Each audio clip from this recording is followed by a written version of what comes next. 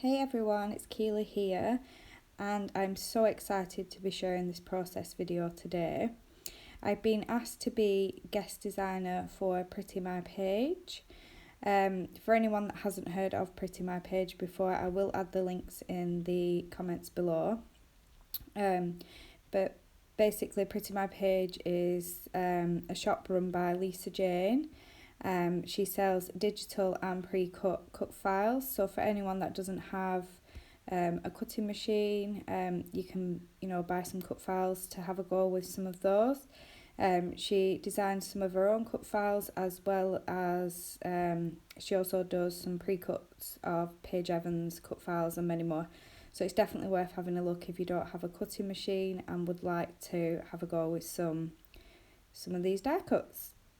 Okay, so the cut file I'm working with today is I think it's called the Hot Chocolate mug mesh. I picked this one because I knew I had the perfect photo to go with it. The photo that I'm scrapbooking today is one of my son TJ. It was taken December last year. We have the elves, as do a lot of other people with children, and they had left some snowman soup out for the children. So after school, TJ couldn't wait to have his hot chocolate, and I snapped this photo of him, which is just so adorable.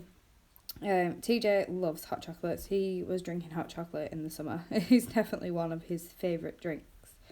So the cut file, now this cut file obviously is intended for a 12x12 background, and because I scrap in A4, I had a couple of options of how I could use this cut file. Now I have a silhouette portrait too, and obviously I can't cut 12x12s on my portrait, so what I decided to do was shrink it down, as I have done with many of the 12x12 cut files before. Sometimes it works, sometimes it doesn't. I've cut some cut files before, and those with really intricate details don't seem to cut very well once shrunk down.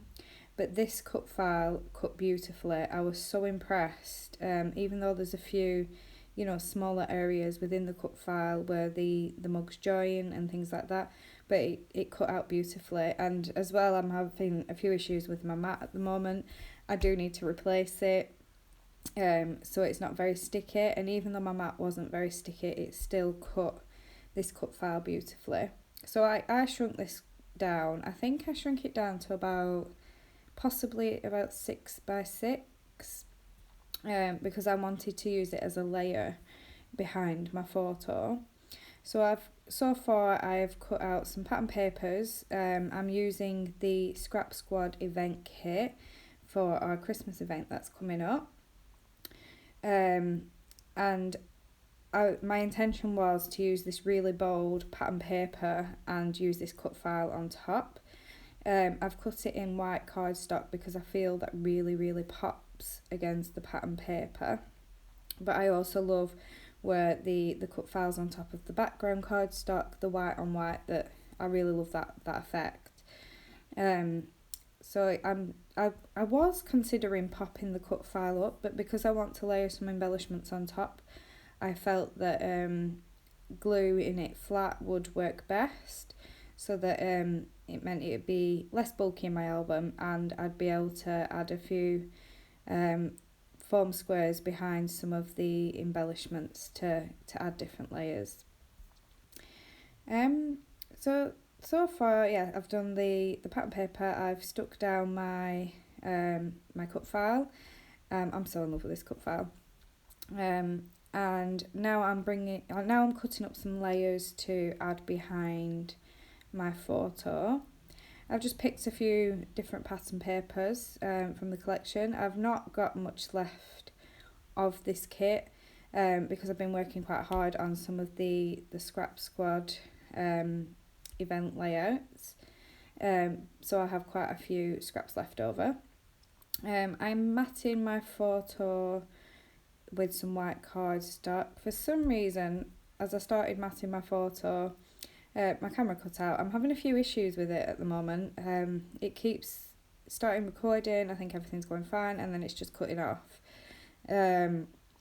So I'm having quite a few problems with that. If anyone else records on iPhone, I think I've got a 6S and is having the same issues and or knows how to fix it, please do let me know. It's getting rather annoying because I've been recording quite a few process videos lately, and I've got plenty of storage on my phone, so the storage isn't the issue, but it just keeps cutting off partway through, and I'm losing quite a lot of footage, which once I come to edit is becoming quite an issue.